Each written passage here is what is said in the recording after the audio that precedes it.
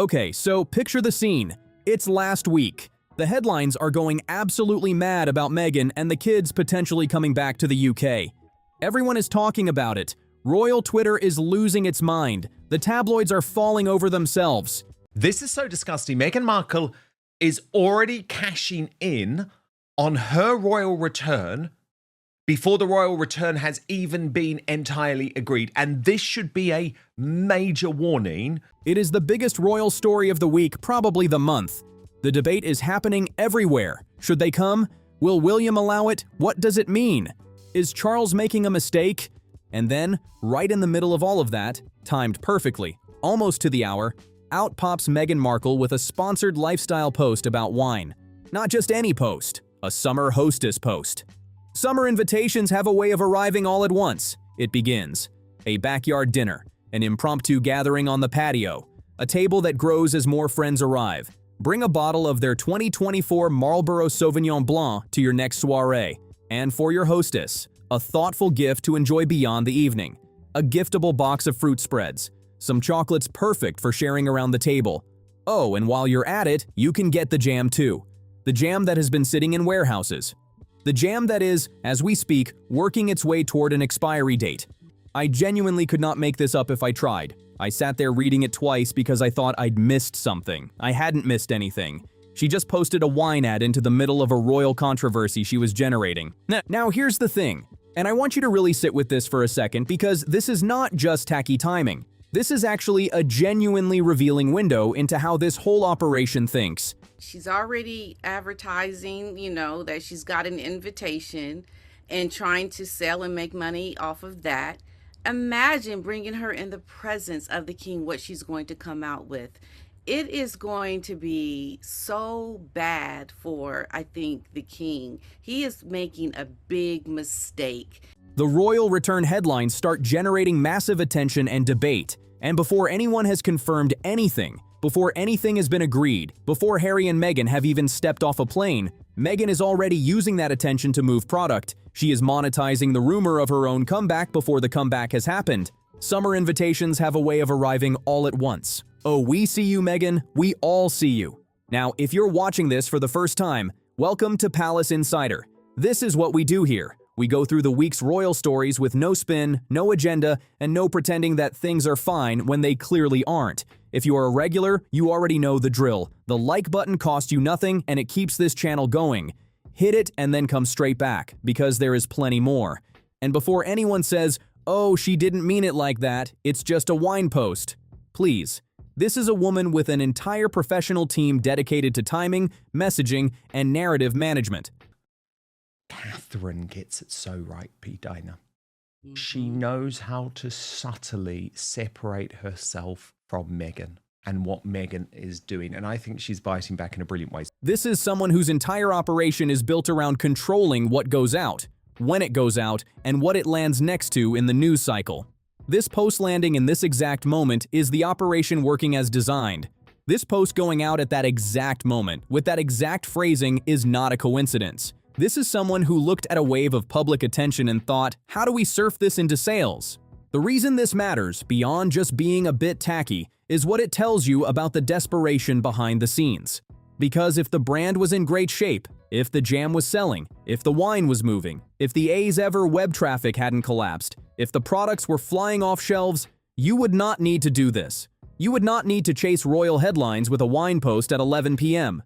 You would let the brand speak for itself. But the warehouses are not empty, and every week that passes is another week those products are sitting there with ticking use-by dates. So when a wave of royal attention shows up, you use it. Even if it's crass. Even if people notice. Because what's the alternative? Love in her to even come across in a way that Catherine does so naturally. And that is what has hurt Meghan a lot of times is, she doesn't come off in a way that people feel is sincere and loving and a true nature. So while all of this is happening, what is Catherine doing? Because I absolutely love this, and I want you to pay attention because this is a masterclass in how to win a public image war without ever firing a single shot.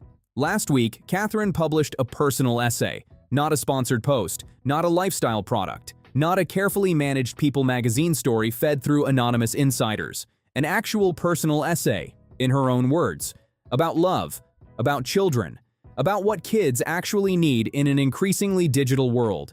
Thoughtful, genuine, clearly written by someone who has spent real time thinking about this, who, after a cancer diagnosis, after the months of recovery, after holding her family together through all of it while the world speculated about her in the most unkind possible ways, has earned the absolute right to be taken seriously when she writes about resilience and family and what love actually looks like in practice.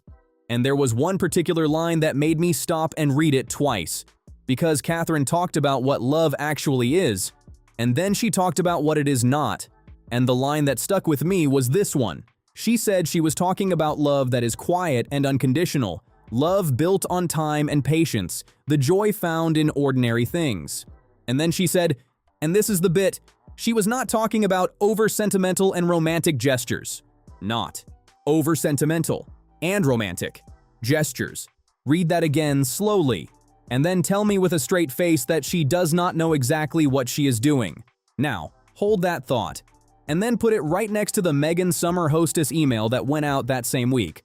All heart emojis, lingering conversations, a thoughtful gift box, chocolates perfect for sharing around the table, a simple gesture and a way to say thank you. If Catherine wrote that line as a deliberate counterpoint to anything specific, she would never admit it, and honestly, it would be beneath her to do so directly. She is too controlled, too disciplined, and too intelligent to do anything that obvious. She doesn't need to. But did she know what she was doing when she sat down and chose those specific words over all the other words she could have chosen? Did she understand how over-sentimental and romantic gestures would land in the context of the week it was published? I genuinely think you already know the answer. You knew it the moment you read the line. This is the Princess of Wales writing in public with a pen while the other side is panic posting about Sauvignon Blanc. One of these women understands the long game. It shows. But, and I really need you to stay with me for this next part because this is where the story gets genuinely serious, and I think a lot of channels are not talking about this as directly as they should. None of that matters as much as what a new poll is telling us about the state of the monarchy right now. Ipsos, one of the most credible polling organizations in Britain, published in the Daily Telegraph, which is not a Republican or anti-monarchy publication, it is about as establishment and pro-crown as a newspaper gets. And the numbers in this poll should be keeping people in Buckingham Palace awake at night. Support for the monarchy among British adults is now at 55%. 55%, the lowest since Ipsos started asking this question 33 years ago. And I want you to really feel what that number means, so let me put it in context for you. In 1993, the year that Queen Elizabeth herself called her Annus Horribilis, the year Windsor Castle burned, the year 3 of her children's marriages publicly collapsed, arguably the most embarrassing and chaotic year the modern monarchy had ever had. Support was 69%. People were more enthusiastic about the monarchy during the worst year of the Queen's reign than they are right now. At the Diamond Jubilee in 2012, 80%, 4 in 5 people. And now we're at 55%, having lost 11 percentage points in just 3 years. 3 years. That is not a slow drift. That is a cliff edge. But the number that should really be terrifying to anyone who thinks long-term about this institution is the age breakdown. Among 18 to 34-year-olds, support for the monarchy is 33%. 1 in 3 young adults thinks the monarchy should exist. In 2013, that number was 74%. In a decade, you have lost more than half the support of the generation that will determine whether any of this survives into the second half of this century. I'll give you a moment to sit with that, because I think it needs sitting with. 1 in 3 young adults, in a country where the monarchy has been a central feature of national identity for 1,000 years, where school children grow up knowing the Queen's face before they know the Prime Minister's name, where royal weddings stop the country for a day. 1 in 3. If you are running that institution and you see that number, you should be in crisis mode, not quietly concerned mode, not let's commission a review mode, not let's work on some better communication strategies mode. Actual, honest, sit down and figure out what has gone wrong crisis mode. Because the generation gap in that poll is not something you can fix with better press photos or a well-timed palace announcement. It requires a genuine and honest rethink of what this institution is for, what it actually does for people who were not raised to automatically love it, and why a 22-year-old in Birmingham should care whether Britain has a king or not. Those are uncomfortable questions. The monarchy has not historically been comfortable asking them, because asking them requires admitting that the institution's continued existence is not guaranteed simply by existing. But the poll suggests that option has closed. You cannot not ask the question when 67% of young adults have already answered it. William knows this. He has been acutely aware of these numbers for years, and his read on what caused the decline and what reverses it is the central tension between him and Charles right now. William's theory is actually quite simple, and when you hear it laid out plainly, it is hard to argue with. You want the young generation back. Show them something to care about. Let the Wales family, him, Catherine, George, Charlotte, Louis, a young family doing real things in the real world, become the visible face of the monarchy's future. And simultaneously, and this is the part Charles cannot fully commit to, keep Harry and Meghan at a clear and permanent distance. Because every time the Sussex drama flares back up, every time a new headline drops about a royal return or a Meghan wine post or a People magazine leak, it pulls the institution's image back toward exactly the kind of thing that makes young people roll their eyes and switch off. It makes the monarchy look like a soap opera rather than something worth caring about. Charles cannot fully commit to that second part. And so we get weeks like last week, where the headlines about a possible UK return start leaking before anything is confirmed, before William has agreed to anything, before the palace has a coherent public line, and Meghan is already on Instagram selling wine, and the palace looks like it has no idea what it is doing. Which brings me to the Workshy Wills story that appeared in the Mail on Sunday, because I have to be honest, this one made me a bit furious, not just at the story, but at the decision to run it. Let me give you the full picture and then you can decide what you think of it. The engagement numbers Baker cited are real. In the first half of this year, William did 57 public engagements. Charles managed 76. Anne, who is genuinely extraordinary and operates at a pace that makes people half her age look slow, came in at 100. Those numbers are accurate. What Baker does with them is the problem. So a Republican author called Norman Baker, and I want to be accurate about what he is because the article was not, was given a platform in a supposedly pro-monarchy Sunday newspaper to resurrect a decade-old tag about William being work-shy. The argument centered on engagement numbers. In the first half of this year, William did 57 public engagements. Charles managed 76. Princess Anne, who is basically superhuman, topped the chart at 100. Now, before I give you my take, let me share one of the specific examples Baker used as evidence. He pointed out that William did not attend Jimmy Carter's state funeral in America, hinting that Charles had wanted him to go, and William said no because it was Catherine's birthday, her birthday. While she was coming through cancer treatment, he made the decision to stay with his wife and children rather than fly to Washington for a state funeral. And we are being presented with this as evidence of a man who does not take his duties seriously. I genuinely want you to sit with that for a moment. Look, the engagement counting game is one of the most intellectually dishonest ways to assess anyone's contribution in any organization, and people who deploy it professionally know exactly what they are doing when they do it. You count the easily countable things and pretend that quality, impact, and preparation do not exist because they are harder to quantify. You can do 5 ribbon cuttings in one morning and clock 5 engagements. Or you can spend 3 days in serious preparation for one diplomatic visit that actually matters. The first scores higher on the counter, the second is more useful. Which approach do you want from a man who is going to run this institution for potentially the next 50 years? And the comparison to Princess Anne is almost unfair to raise. Anne is a force of nature who has been doing this for half a century. Using her number as the benchmark is a bit like saying a new teacher is underperforming because they're not as fast as the deputy head who has been there for 30 years and knows exactly where everything is. But here is the thing that actually matters about this story, and it is not the engagement numbers. It is this. Someone with access to a pro-monarchy Sunday newspaper decided, right now, in the middle of a week when the poll numbers are already at 33-year lows and when the Sussex return drama is all over the front pages, to hand a Republican author a platform to go after William. Who made that call? And why now specifically? The Mail on Sunday is not, generally speaking, in the business of handing platforms to Republican authors to attack the heir to the throne. They know exactly who Norman Baker is. They know exactly what he thinks of the monarchy. They ran it anyway. So who wanted this particular story at this particular moment to land in a paper that broadly supports the institution? Who benefits from William being publicly characterized as lazy and uncommitted right now? Someone thought this was worth doing. That is the question I keep coming back to, and I don't have a clean answer. But the fact that the question exists is itself telling. Okay, one more story before we get to the outro. And actually, a couple of them.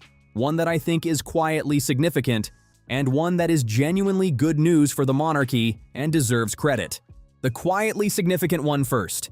Princess Eugenie did a Father's Day post last week. Lovely pictures, sweet tribute to her husband Jack Brooksbank, who goes by Dada apparently, and honestly, that is kind of adorable. Happy Father's Day to the best there is. Genuinely warm and normal and nice. I have nothing against Eugenie as a person, and this was a perfectly lovely post. But here is the detail that every single royal watcher clocked immediately. Her father Andrew, who was stripped of his titles last year after everything that happened, is not mentioned. Not a word, not even a token line, nothing. Now think about what that means. Eugenie, who by most accounts has been one of Andrew's closest and most loyal defenders within the family, posted a Father's Day tribute that does not include her own father. That is not a small thing. That is someone who has clearly made a conscious decision about where the line is. I want you to notice what that post tells you about where Andrew now sits, not just officially, but within his own family. This is a man whose daughters, who love him, are making deliberate choices about what they put his name next to in public. William was the one who pushed hardest, earliest, for tougher treatment of Andrew. He could see where that situation was heading years before most of the family was willing to acknowledge it. There is a specific detail from last year's Easter service that illustrates this perfectly. The entire senior royal family turned out for the traditional Easter service at Windsor, but William and Catherine were the only senior royals absent. The reason, which was not officially stated at the time, but which sources have since made clear, was that Andrew and Fergie were still in attendance that year. William made a decision. He was not going to put himself in a position where he would be photographed standing next to Andrew at a major royal event. So he stayed away. It was not popular with everyone in the family. It was also completely correct, in hindsight. He made his position clear and he held it. And gradually, bit by bit, the rest of the family has caught up with him. Eugenie's Father's Day post is the latest quiet signal that the catching up is now essentially complete. William's read on Andrew turned out to be correct. His read on Harry is the same read, applied to a different situation with the same underlying logic. He sees these things clearly. The question, and it is the only question that matters right now, is whether Charles will learn from the Andrew experience quickly enough or whether the story has to get considerably worse before he acts on what his heir is telling him. Now, the good news, and I want to end on this because I think it genuinely deserves applause. Charles and William are going to publicly disclose their personal taxes for the first time. For the first time, the king and the heir to the throne will show the British public what they are actually paying. This is part of a broader transparency drive on royal finances, and it is exactly the right thing to do at exactly the right moment. When your support numbers are at 55% and falling fastest among the young people who are most skeptical of inherited privilege and institutional secrecy, the answer is not to circle the wagons and be more opaque. The answer is to open the books, show you're working, and trust the public with the information. Royal finances have been too private for too long, and that privacy has allowed every kind of criticism and conspiracy to occupy the space that facts could fill. Transparency creates accountability, and accountability is what a skeptical public actually wants from a modern institution. This feels like William's modernization instinct made tangible. He has been consistent, and occasionally unpopular for being consistent, in saying that the monarchy has to change if it is going to survive into the next generation.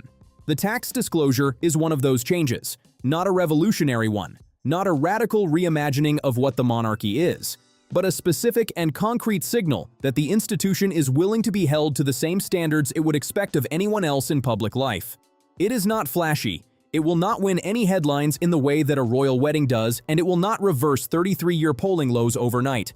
But it is exactly the kind of steady structural work that begins to tell the 33% of young adults who currently support the monarchy that there is something here worth reconsidering. The challenge is that the pace of change has to at least keep up with the pace of decline. And with the numbers where they are right now, 33% of young adults falling since 2013, accelerating in the last 3 years, There is not a lot of runway left for getting it wrong, or for moving slowly, or for prioritizing the comfortable decision over the correct one. So, let me hand this over to you, because I have given you a lot tonight and I genuinely want to know what you think. We have a wine post perfectly timed to a royal controversy, a poll showing the monarchy at generational lows, a Republican author handed a platform in a pro-monarchy newspaper to attack William, Eugenie quietly leaving her father out of a Father's Day post, and a first-ever royal tax disclosure that actually deserves credit.